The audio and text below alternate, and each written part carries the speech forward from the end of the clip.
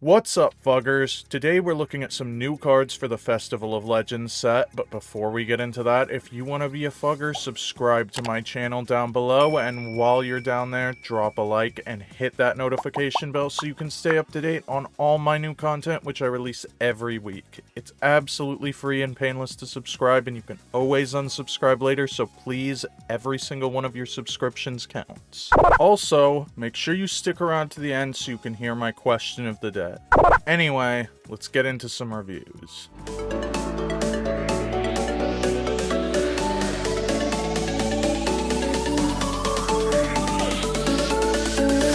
What's up, Fuggers?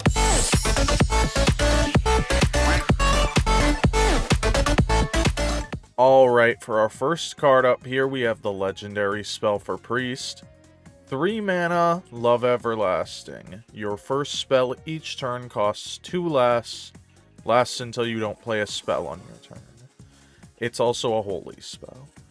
So, importantly, this can't be played in Shadow Priest because of it being holy. I think that's the main reason it's holy, is to restrict it like that, because otherwise this is incredibly powerful. And I do think that this by itself would enable Sister Svalna to be good in Shadow Priest. Now, Benedictus is sticking around in core, so I can see why they really didn't want to do that. It's a little bit sad for Shadow Priest and for Svalna, but outside of Shadow Priest, this is enabling Svalna. And it is important to note that Svalna will be enabled for the rest of the game after you play this, because this lasts until you don't play a spell on your turn, and that card that Sister Svalna gives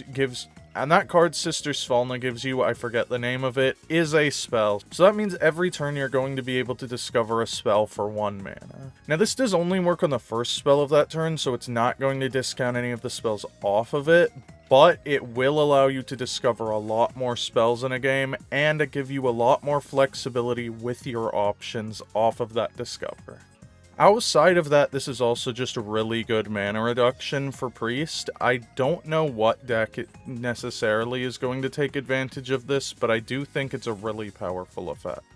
Obviously, the main idea here is to make Svalna better, because you always have that spell in hand to keep this effect active, but I do think it has a chance outside of that. Next up here for Priest, we have Shadow Chord Distort. A 3 mana shadow spell that says give a minion -5/-5. If it has 0 attack, destroy it. So this is a pretty powerful card, because this is going to be able to destroy anything with 5 or less attack and 5 or less health. So that's really incredible. Now obviously this is more expensive than something like a Shadow Word Death, so you're not going to use it in every scenario, but this is importantly a lot more flexible on Shadow Word Death for anything at 5 and lower, because of the fact that you can use it on things that only Pain would work on previously. Now obviously Death is going to kill larger minions. This isn't going to affect anything with more than 5 attack, but it is still going to remove that 5 attack, and sometimes that's good enough to shut down their minion.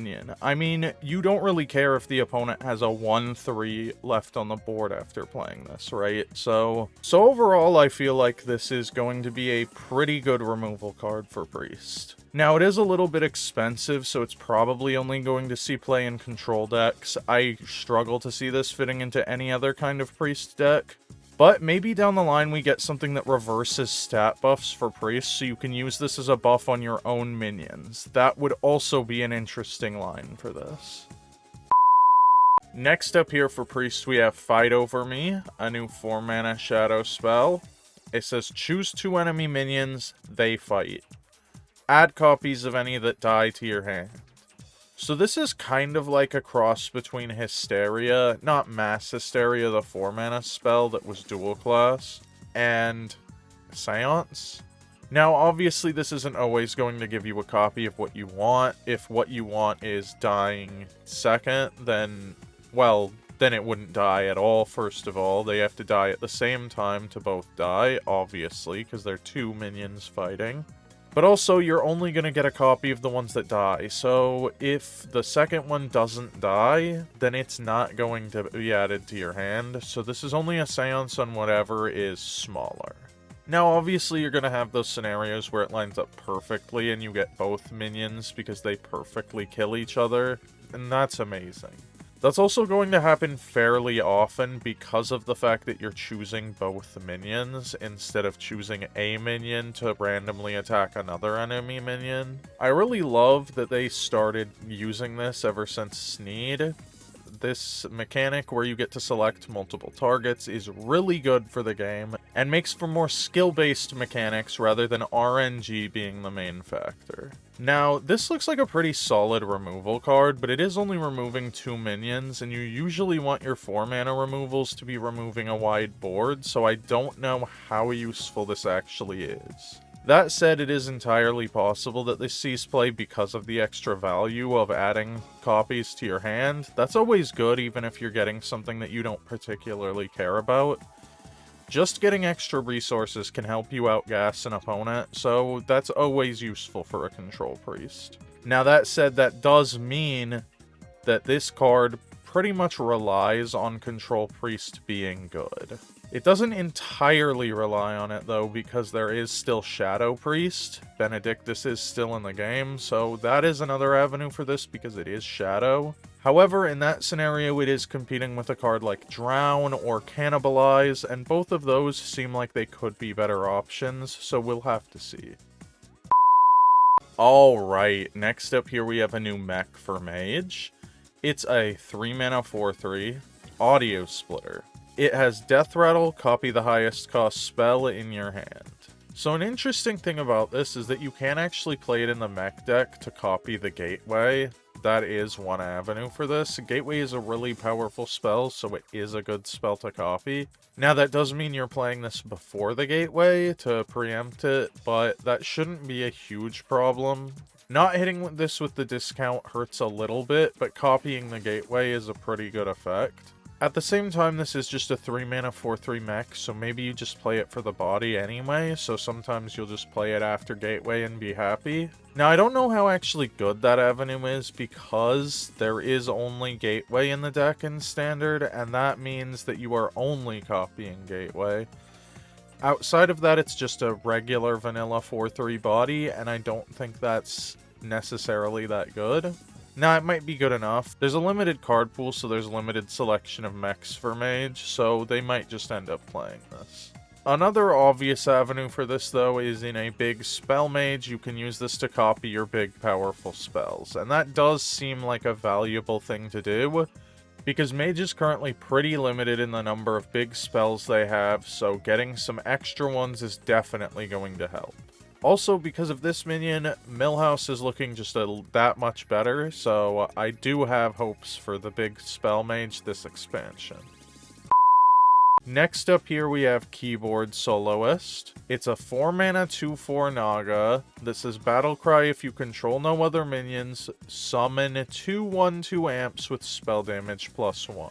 So overall, this is going to be a 4-mana 4/8 with spell damage +2 if you control no other minions. That's pretty insane. It is spread out across relatively small bodies, so it's not like the same as a 4/8, obviously, but it is really strong. And it can actually make it harder to remove your spell damage because it's spread across multiple bodies. So obviously the main avenue for this is the same as that 4-mana tradable spell damage minion. It's just going to be able to empower your spells sometimes with spell damage +2. Now obviously, unlike the tradable minion, this is only playable if you have no other minions on board, but in Mage that shouldn't be much of an issue. Mage tends to play very few minions in combo decks, so being able to play this for the spell damage +2 should be pretty feasible. Mage already has that Arcane Bolt package they're working with, so that seems like a natural fit for something like this, to be able to empower your Arcane Bolts up to 5 damage and kill your opponent if you have just 6 of them. So I do see this as being a possible avenue for the card. Outside of that, interestingly, I do think this also has an avenue in Aggro Mage. There is that Aggro Mage list that's playing a bunch of Arcane Bolt generators and smaller minions to try to swarm the board early and then take you out later with the Arcane Bolts. That deck could actually use a card like this because it swarms the board. Unfortunately, it does require your board to be empty, so it is a little tough to fit it in there, so it's questionable, but it is possible. Next up here, we have Lightshow, a spell that greatly benefits from spell damage. This is a 3-mana arcane spell that says shoot 2 beams at enemies that deal 2 damage. Shoot 1 more for each Lightshow you've cast this game. So this card is going to be insane. The first time you play it, it only does 4 damage, split among 2 enemies, but the second time you play it, it's going to do 6. That's going to be a fireball for 3 mana, the second one you play. After that point, if you generate more of these, which with a limited spell pool in Standard should be relatively possible, due to there only being 4 expansions, should be relatively easy to do regularly. So you will see a lot of these being generated by mages in games, and they will start doing some crazy damage after a while.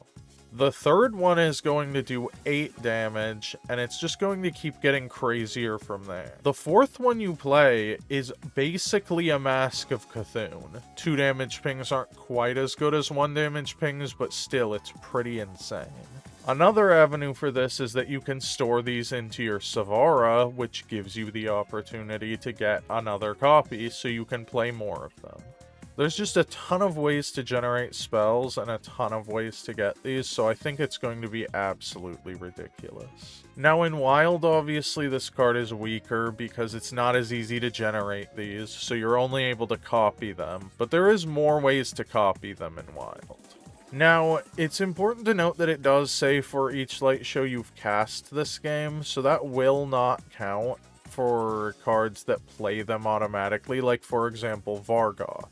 Vargoth will ramp the power from the one that you played to activate him, so you play one, you play Vargoth. The first one you played does 4, the Vargoth one will do 6, but it will not ramp your next one to 8. Your next one will also do 6. This also applies for Varden. Now this is obviously still a really good arcane spell for Varden, but it is important to note that these are not actually going to be ramped up when you play Varden. Overall, I think this is a really solid spell, and in Standard, it's going to be insane. I think this is going to be like the period where Wildfire was really easily obtainable off of Discover effects, and mages were just getting to ridiculously high hero power totals.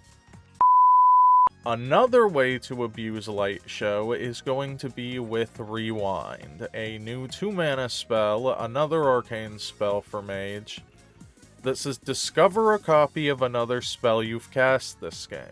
So this is going to be ridiculous, because if you have a limited number of spells that you're casting, you can actually really reliably generate Lightshow off of this.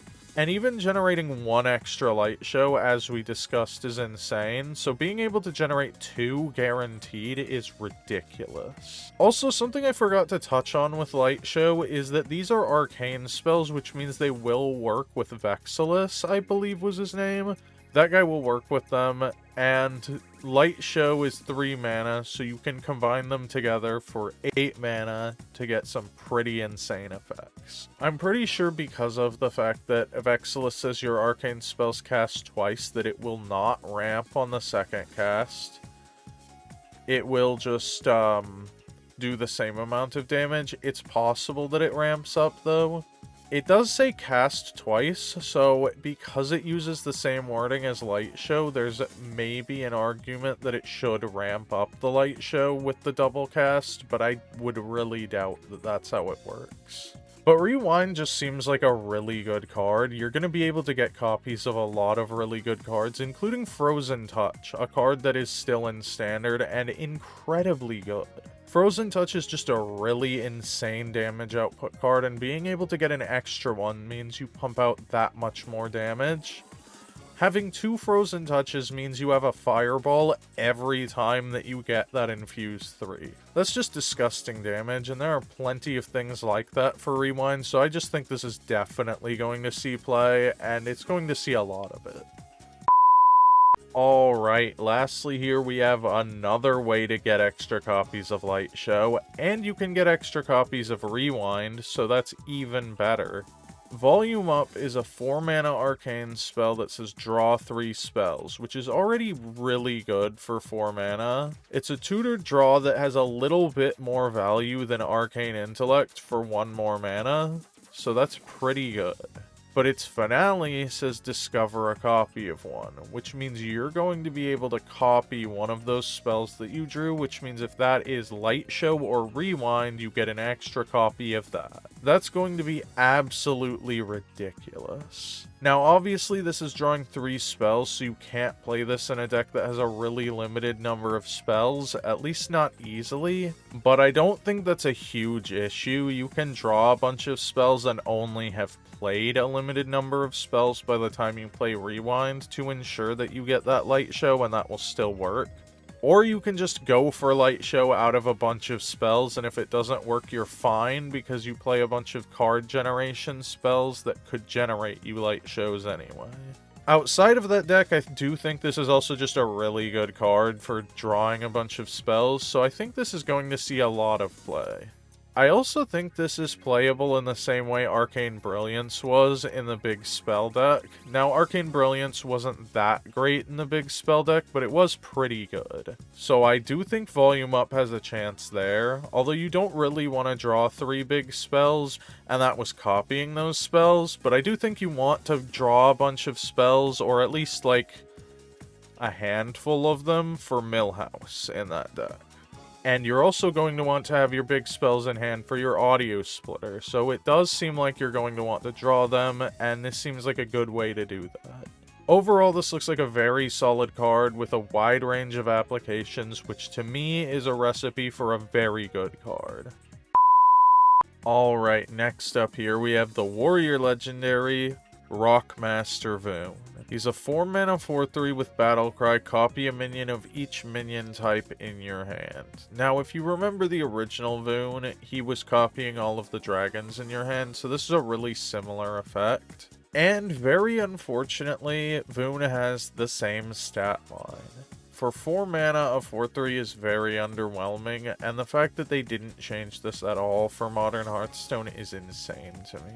This minion should definitely be a 3-drop. Hopefully it gets buffed because it's not that great right now. But let's talk about the effect for a second. Now, copying a minion of each type doesn't look that great on paper because you're usually not playing that many different types in a deck intentionally because they don't have synergy together. But of course in Wild you have things like Watley and Ringmaster's Baton to take advantage of this, so you do actually have an environment for this card. Now, that said, in that sort of deck, it's more of like a tempo deck than a value deck, so you wouldn't really want to copy your amalgams and stuff in hand with this, so I don't know if you would play this in Wild.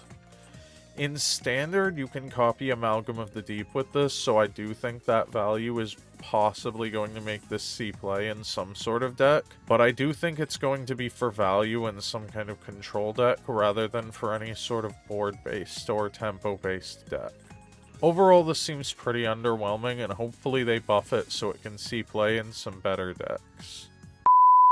Next up, we have the card that is apparently the payoff for playing all of these different minion types, Power Slider, a 3-mana 1/2, which is a very poor stat line, and it has Rush and Battlecry, gain +1/+1 for each minion type you've played this game. Now, this card is ridiculously bad, I think. You need to play at least 2 different minion types to make this even with the power level of current Hearthstone, so I just think this seems really underwhelming and slow. And the fact that you can't really play this on curve unless you curve out Mistake into Amalgam or something like that is ridiculous. There's also the fact that this will never get bigger, realistically, than like a 7/8 in a game, so I don't think this is really that good of a minion. I really hope most of Warrior's stuff gets buffed because it's looking really weak compared to a lot of the other stuff we're seeing in this set.